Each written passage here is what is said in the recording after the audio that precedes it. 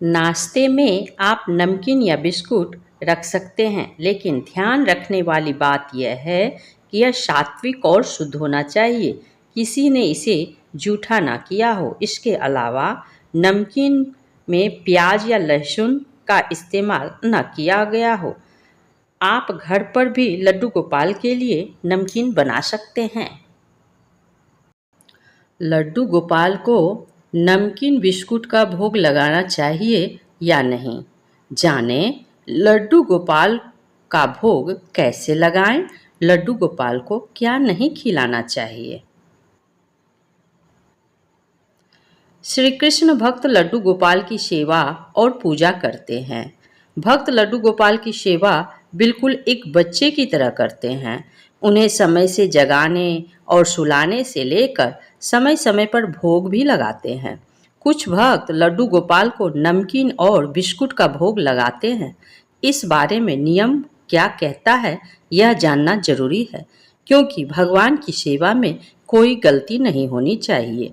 आइए जानते हैं लड्डू गोपाल को नमकीन और बिस्कुट का भोग लगाने के बारे में क्या नियम है। लड्डू गोपाल को भोग लगाने के नियम। लड्डू गोपाल को क्या नहीं खिलाना चाहिए।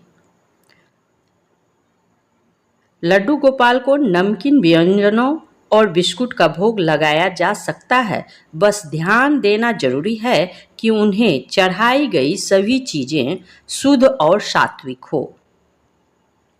मिलावट का ध्यान। लड्डू गोपाल को नमकीन व्यंजनों और बिस्कुट का भोग लगाने से पहले बाजार से लाई गई चीज़ों के पैकेट को ध्यान से पढ़ लें।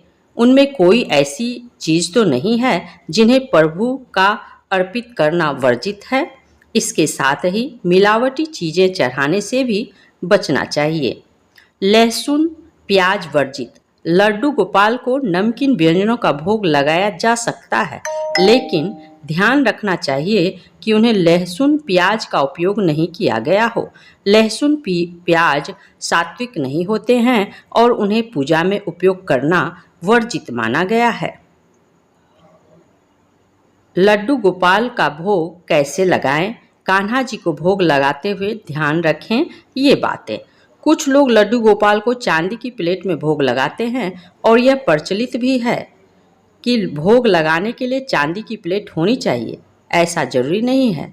आप किसी भी साफ बर्तन में भगवान को भोग लगा सकते हैं।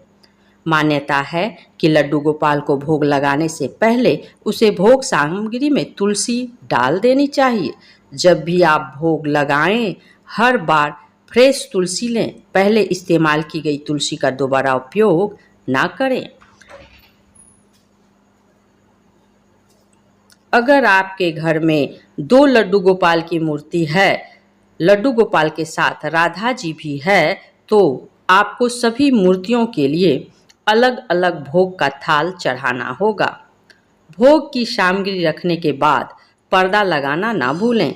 पर्दा लगाकर घंटी बजाने की मान्यता है। घर पर बनाई चीज़ें श्रेष्ठ। लड्डू गोपाल को भोग लगाने के लिए घर पर तैयार व्यंजन सबसे बेहतर होते हैं। उन्हें आप पूरी शुद्धता से तैयार कर सकते हैं। घर में तैयार नमकीन व्यंजन या बिस्कुट से आप लड्डू गोपाल को भोग लगा सकते हैं। यदि घर में विराजे हैं लड्डू गोपाल, तो इस विधि और नियम से लगाएं भोग। भगवान श्री कृष्ण को जगत पिता श्री हरि विष्णु के अवतार हैं। भगवान श्री कृष्ण की पूजा राधा रानी के साथ तो की ही जाती है, लोग बाल रूप में भी इनकी पूजा करते हैं। जो लोग कृष्ण कन्हैया को बाल रूप में पूजते हैं, वे अपने घर में लड्डू गोपाल रखते हैं। यदि आप अपने घर में लड्डू गोपाल रखते हैं तो उनकी सेवा भी छोटे बालक की तरह करनी चाहिए। उनके भोग का ध्यान खास तौर पर रखना चाहिए। वैसे तो शास्त्रों के अनुसार 56 भोग लगाए जाते हैं, परंतु घर में यह संभव नहीं हो पाता है। फिर भी प्रतिदिन लड्डू गोपाल को नियम के साथ 4 समय भोग अवश्य लगाना चाहिए। जानते हैं लड्डू गोपाल को भोग लगाने के नियम और समय। सबसे पहला भोग सबसे पहले सुबह उठते ही लड्डू गोपाल को भोग लगाना चाहिए। सुबह को उठकर 6 से 7 बजे के मध्य सबसे पहले घंटी या फिर लयबद्ध तरीके से ताली बजाते हुए लड्डू गोपाल को जगाना चाहिए। फिर इसके बाद उन्हें दूध पिलाना चाहिए। भोग लगाए हुए दूध को पी सकते हैं या फिर चाय में बनाने में उपयोग कर लें। पहला भोग सुबह उठते ही लगाना होता है तो बिना स्नान किए मुंह हाथ धोकर भी लगा सकते हैं, लेकिन इस बात का ध्यान रखें कि आप अपवित्र ना हों। दूसरा भोग, इसके कुछ समय बाद स्वयं स्नान करें और उसके बाद लड्डू गोपाल को स्नान करवाने के बाद उन्हें स्वच्छ वस्त्र पहनाएं और तिलक करने के बाद दूसरा भोग लगाएं। इस भोग में प्रतिदिन उन्हें दही अवश्य अर्पित करना चाहिए। कृष्ण जी को माखन, मिश्री और दही अति प्रिय है, लेकिन इस बात का ध्यान रखें कि माखन एकदम शुद्ध हो, इसलिए कृष्ण जी को घर पर बने माखन का भोग लगाना चाहिए। इसके अलावा मौसमी फलों का भी भोग लगाना चाहिए। तीसरा भोग, दोपहर के समय उस भोजन का भोग लगाया जा सकता है जो स्वयं के लिए बनाया गया हो, लेकिन इस बात का ध्यान रखें कि भोजन सात्विक होना चाहिए, उसमें लहसुन और प्याज कुछ भी नहीं होना चाहिए। इसके अलावा आप घर में फल, मिष्ठान जो भी सात्विक चीज लेकर आते हैं उसमें से सर्वप्रथम कृष्ण जी के लिए भी आप अवश्य अर्पित करें। भोजन में से भी सबसे पहले लड्डू गोपाल के लिए भोग निकालना चाहिए। यदि भोजन में लहसुन और प्याज का प्रयोग करते हैं तो लड्डू गोपाल के लिए मीठी पूरी या पराठा बना दें। सायंकाल और रात्रि का भोग, शाम के समय कृष्ण जी को मखाने या मेवा का भोग लगाया जा सकता है। इसके अलावा लड्डू गोपाल को पापड़, चिप्स का प्रसाद भी चढ़ाया जा सकता है।